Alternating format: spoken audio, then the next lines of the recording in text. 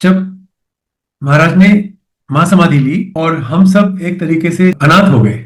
हमें अंदाजा नहीं था कि ऐसा कुछ होने वाला है, और हो गया। और फिर जैसे बिना माँ के बछड़े इधर उधर धक्के खाते फिरते हैं, करीब वैसी हालत हो गई थी। उस समय में कुछ इस तरह से हुआ कि मेरी आंटी को एक रात गुरु महाराज स्वप्न में दर्शन दिए। हुआ ऐसा कि आंटी एक सत्संग में बैठी है, सपने में सत्संग चल रहा है, और आसन के पीछे एक कर्टेन है, उसके पीछे से गुरु महाराज निकल कर आते हैं और आसन पे बैठ जाते हैं। आंटी उनको देख के कहती, गुरु जी आप तो चले गए थे। तो गुरु महाराज ने कहा कि आंटी, आप सब लोग ऐसा समझते हैं कि मैं चला गया, लेकिन मैं कहीं नहीं गया हूं। और फिर उन्होंने कहा कि मैं अपनी संगत को कभी नहीं छोड़ूंगा। फिर महाराज ने एक दूसरी संगत का रेफरेंस लिया जो कमांडर आंटी से बोल रही थी कि अब गुरुजी चले गए, हमारा क्या होगा। गुरु महाराज ने कहा कि वो पॉल आंटी जो ऐसे कह रही थी कि गुरुजी चले गए, उसको जाके बोलना कि मैं कहीं नहीं गया और मैं अपनी संगत के साथ में हूं। उस समय में बड़े मंदिर में पॉल आंटी मिली, उनको बताया, और फिर ये मैसेज हमने सारी संगत को दिया। ये मैसेज आज फिर से रिपीट कर रहा हूं कि गुरु महाराज के अपने शब्द हैं। गुरु का स्वप्न स्वप्न नहीं होता। उन्होंने कहा कि मैं अपनी संगत को नहीं छोड़ूंगा। उन्होंने आपको छोड़ने के लिए आपको अपने से नहीं जोड़ा, और ये विश्वास आपको हमेशा अपने पास रखना चाहिए। एक शब्द चला करता था, सतगुरु प्यारा मेरे नाल है। आपने सबने सुना होगा। ये एम्पायर स्टेट में गुरु महाराज अक्सर बजवाते थे, और इसका मतलब भी यही था कि जो हमारे प्यारे गुरु हैं वो हमेशा हमारे साथ हैं। अब कहां है फर्क नहीं पड़ता। ये 2004 की बात है। गुरु महाराज से जुड़े हुए कुछ साल हो गए थे। हम लोगों ने सोचा कि हम एक छुट्टी लेते हैं। अपनी दो बेटियों के साथ मैं और आंटी श्रीलंका की ट्रिप पे गए। दिल्ली से चेन्नई पहुंचे। चेन्नई से फ्लाइट लेनी थी कोलंबो की। जब हम एयरपोर्ट पे पहुंचे, बोर्डिंग में 1 घंटा था। उन्होंने देखा मुझे, मेरी आंटी को और एक बेटी को उन्होंने बोर्डिंग पास इशू कर दिए, और एक बेटी को कहा इसने अपने पासपोर्ट पे इमिग्रेशन चेक का स्टैंप नहीं लगवाया है, तो ये नहीं जा सकती है। हमने पूछा ये कहाँ लगेगा, तो उन्होंने बोला कि ये शहर में लगेगा, आपको शहर जाना होगा। तो मुझे याद है 1 घंटा तो था टोटल गेट क्लोज होने में, और अभी हम एयरपोर्ट पे खड़े थे, शहर जाना था। लेकिन एक गुरु महाराज का भरोसा है, गुरु नहीं छोड़ेंगे। तो मेरे मन में एक प्रार्थना आई, महाराज एक स्टैंप की वजह से हमारी छुट्टी मत खराब होने दीजिए प्लीज। तो और इस प्रार्थना के साथ में मैंने आंटी को और एक बेटी को एयरपोर्ट पे छोड़ा, और एक बेटी को अपने साथ लेके मैं चेन्नई के लिए एयरपोर्ट से निकला। एक ऑटो मिला, 20 मिनट में हम इमिग्रेशन ऑफिस पहुंच गए। खूब सारी रेड लाइट थी, हो गया। मगर वहां उसके पास पहुंचे तो उसने मुझे ज्ञान देना शुरू किया। मैंने कहा भैया मेरी सुन ले, मुझे ये सब नहीं चाहिए, मेरे पास टाइम नहीं है। हम 4 हैं, 2 एयरपोर्ट पे हैं, 2 यहां पे हैं, ये तो लगा दे या तो रहने दे, वन वे और दी अदर, क्लोज दिस। उसने मुझे क्या कहा, आप ये लो 3, एक कॉपी लो, इसके 3 नीचे जाके फोटो कॉपी कराओ, उसके बाद भरो और मेरे पास लाओ। जब मैं ऊपर लेके गया, टाइम और निकल गया। फिर उसने उस पर स्टैंप लगाया और बोलता है पास के बैंक में 100 रुपए जमा करा के लाओ। मेरे पास टोटल 1 घंटा है, और जो पास का बैंक है वो आधा किलोमीटर दूर है। मैं नीचे आया, ऑटो वाले से बोला, उसने कहा आप दौड़ के चले जाओ, ऑटो के चक्कर में देर हो जाएगी। अभी मैं फिर भाग रहा हूं, बैंक में पहुंचता हूं, स्टैंप लगवाता हूं, वापस आता हूं, उसके पास आता हूं, वो इमिग्रेशन का स्टैंप लगा के पासपोर्ट वापस करता है। लेकिन अब हमारे पास लौटने के 10 मिनट बचे हैं। 20 मिनट में आए थे, 10 मिनट में वापस नहीं जा सकते हैं। लेकिन गुरु का नाम लिया, नीचे उतरे, वही ऑटो वेट कर रहा था। बोला मुझे लगा आपको लौटना भी होगा, तो मैं आपकी वेट कर रहा हूं। और अभी हम ऑटो में थे, गुरु का नाम लेके, महाराज छुट्टी मत खराब करवाओ प्लीज। और रिटर्न ट्रिप में मुझे ये याद नहीं है कि वो सारी लाइटें जो हमें आते टाइम मिली थी, रेड लाइट्स, वो कहां गई। और 5-6 मिनट हुए थे, और मैं पूरे होशोहवास में आपको बता रहा हूं कि चेन्नई एयरपोर्ट के पास में एक हिल है, उसके पास में एयरपोर्ट अथॉरिटी ऑफ इंडिया का बोर्ड लगा था। 5 मिनट की ड्राइव में हमें वो हिल दिखी, और मैंने बिटिया को कहा, मैंने कहा लगता है हम एयरपोर्ट आ गए, अभी तुम शुरू किए थे, आ गए। और 10 मिनट होते होते मैं उसका हाथ पकड़ के और एयरपोर्ट के अंदर घुस रहा था। जेट एयरवेज का मैनेजर उस समय जो स्टाफ थे उसको बोल रहा था काउंटर बंद करो, किसकी वेट कर रहे हो। तो उन्होंने बोला वो स्टैंप लगवाने गए हैं, तो कहता बंद करो, और फिर मुझे आते देखा और पूछा ये है। उसने कहा जी हाँ, चलो भाई इनका सामान लो, स्टैंप लगाओ और हम अंदर। 1 घंटे के अंदर आप केवल जाके वापस आ जाए बड़ी बात है। लेकिन मैं ये सब करने के बाद भी आ गया, मुझे नहीं पता है कैसे हुआ, लेकिन इतना जानता हूं कि लिटरली हमें गुरु महाराज ने शहर से एयरपोर्ट उठा के बिठा दिया। और ये क्यों हुआ? ये इसलिए हुआ कि गुरु महाराज हमारे साथ रहते हैं। हम लोगों की एक आदत थी, हम कहीं भी जाते हैं ना, जैसे बाहर ट्रेवल करते हैं, तो गुरु महाराज के पास जाते और मत्था टेकते और कहते महाराज आपकी कृपा से हमें बाहर जाने का मौका मिल रहा है। इससे ज्यादा कुछ कह नहीं पाते थे, लेकिन इतना ही बहुत था, गुरु महाराज आपकी कृपा से हम कोलंबो की छुट्टी जा रहे हैं। और गुरु महाराज खुश हुए और आशीर्वाद दिया और बोले जाओ ऐश करो। तो ये तो उसी समय तय हो गया था कि ये स्टैंप लगेगा, और जरूर लगेगा। आज भी दरबार में समाधि के सामने हाथ जोड़ के मत्था टेके ये कहते महाराज आपके आशीर्वाद से हम फलानी जगह जा रहे हैं, आज्ञा चाहिए। गुरु महाराज के लिए टाइम एंड स्पेस की कोई वैल्यू नहीं है। ये सब छलावा ना, ये हमारे आपके लिए है। उनके लिए ना कोई भविष्य है, ना कोई भूत है, ना प्रेजेंट है, वो हर जगह है। तो उनको आप बताने की भी जरूरत नहीं है। श्रीलंका गए, अब श्रीलंका गए तो छुट्टी के लिए थे, लेकिन वो हमारी एक तरीके से पिलग्रिमेज बन गई। वो कुछ इस तरीके से कि हम उस एरिया में चले गए, इस होटल में रुके, तो वहां पता चला कि वो जगह जहां पे सीता जी को बंदी बना के रखा गया था, वो करीब आधा घंटे या 45 मिनट दूर है यहां से। तो मैं चलो वहां चलते हैं। वहां गए तो हमने वो सब देखा, वो अशोक वाटिका देखी, वो सारा एरिया देखा जहां पे वो जंगल जला था।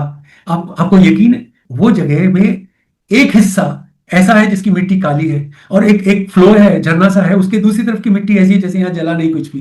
तो इतने हजार साल के बाद भी वो जगह बताती है कि ये वाला एरिया है, यहाँ पे अशोक वाटिका में हनुमान जी ने अपने करतब दिखाए थे और इधर नहीं दिखाए थे।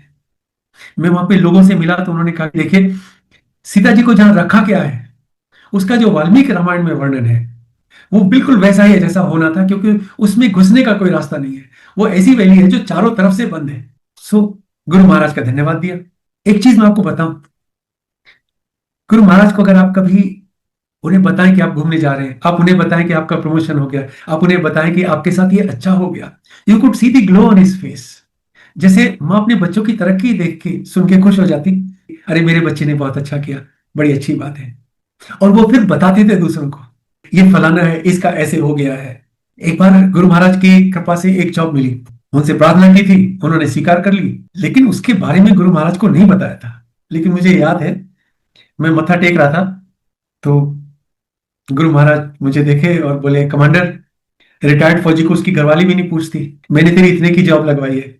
मैं क्या बोलता, मैं बहुत एम्बेरस था, नीचे को सिर किया और मुस्कुराया, धन्यवाद दिया और चलाया। He knew the amount, he knew the job. उन्हें पता था कि कब कैसे मिली है इसको, क्योंकि उन्होंने ही दिलवाई है। तो उन्हें सब कुछ पता रहता था। अपने गुरु के सामने आप बिल्कुल ऐसे थे जैसे खुली किताब है, आपका गुरु के बीच में कुछ छुपाव नहीं था। He would know. और इसके आपको अच्छे से जानने के बाद भी वो आपसे प्यार करते थे, क्योंकि वो अपनी संगत में बुराई नहीं देखते थे। वो शब्द गुरु महाराज ने ऐसे ही नहीं सुनवाया था कि जो अवगुण देखे साई अंत ना ही कोई ठौर। तो गुरु महाराज जानते थे कि तुम्हारे अवगुण नहीं देखूंगा मैं, तुम्हारी क्वालिफिकेशन ये है कि तुम मेरी संगत हो। एक बार मैं यूएस जा रहा था उस जॉब के सिलसिले में जिसके बारे में महाराज ने अभी जिक्र किया था कि मैंने तेरी जॉब लगवाई। तो मैंने मत्था टेका और मैंने कहा गुरु महाराज आपके आशीर्वाद से अमेरिका जा रहा हूं। खुश हुए और कहा लौटते में विटामिन ई की 2 बॉटल लेके आना। तो गुरु महाराज को विटामिन ई का क्या करना, लेकिन बोल दिया। तो मेरे लिए वो ट्रिप मेरी कंपनी की ऑफिशियल ट्रिप नहीं थी। मैं वहां केवल विटामिन ई की 2 बॉटल लेने जा रहा था, बाकी सब चीज सेकेंडरी है। बढ़िया ट्रिप हुई।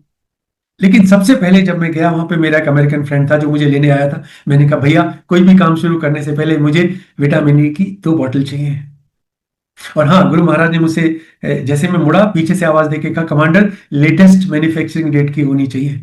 जी गुरु जी। 2 बॉटल ली, रखी, और उसके बाद में बढ़िया वाली ट्रिप रही, सब कुछ सक्सेसफुल एकदम स्मूथली हो गया। वापस आया, मत्था टेका और दोनों बॉटल महाराज के सामने। गुरु महाराज ने हाथ में लिया और फिर पूछते लेटेस्ट है? हाँ जी गुरु जी। और फिर धीरे से बोलते चल कमरे में रखते। अभी कमरे में रखते, ये मैं कैसे बताऊंगा, ये नम करने वाला एक्सपीरियंस था।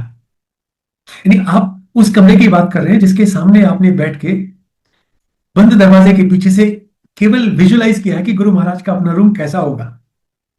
आपको केवल इतना पता था कि वहां से फ्रेग्रेंस आती है, लेकिन आज आपको उस कमरे में जाने का मौका मिल रहा है, जहां महाराज के सामने, आसन के सामने था एम्पायर स्टेट में, और उस रूम तक आया, दरवाजा खोला और दुनिया सी बदल गई थी। तो कायदे से मुझे वो रख के और आ जाना चाहिए था, लेकिन जब महाराज के बेड के साइड में एक छोटी सी टेबल थी, वहां पे दोनों बॉटल रखी और उसके बाद वहीं पे दीवार से कमर लगा के फर्श पे बैठ गया। फीलिंग ये थी कि मैं वो हवा अपने फेफड़ों में भर रहा हूं जो गुरु महाराज ने इस्तेमाल की है। गहरी गहरी सांस ली, कमर लगा के बैठा रहा। अब मुझे नहीं याद में कितनी देर बैठा, 1 मिनट, 2 मिनट, 3 मिनट हुए होंगे, और फिर एकदम से लगा कि कुछ ज्यादा नहीं हो रहा है। आपको केवल बॉटल रखने के लिए भेजा था, आप तो यहां बस रहे हो भाई। इससे पहले कि जूते पड़े और उसके बाद में भगा दिए जाओ, यहां से निकलो।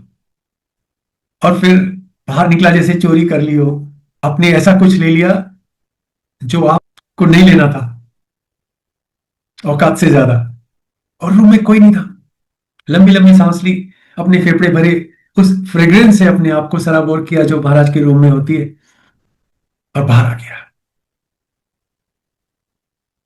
तब मुझे पहली बार महसूस हुआ कि महाराज का अपना एक तरीका है अपनी हर एक संगत को बहुत स्पेशल फील कराने का।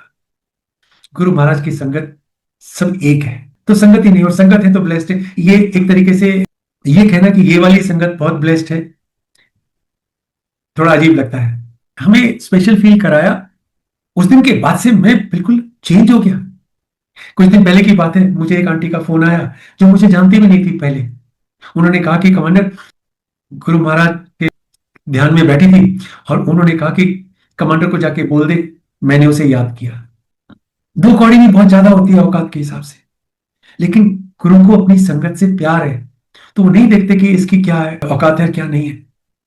तो एक बार उसको फोन करके बोलने कमांडर से बात कर ले, वो थोड़ा सा आजकल स्ट्रेस में चल रहा है। मैं आपको क्यों बता रहा हूं, इस तरह का सत्संग नॉर्मली नहीं करता हूं। मैं इसलिए बता रहा हूं कि आप जिससे भी गुजर रहे हैं ना, किसी भी चीज से गुजर रहे हैं, आप ये मत सोचिए कि गुरु को पता नहीं है, सब कुछ जानते हैं।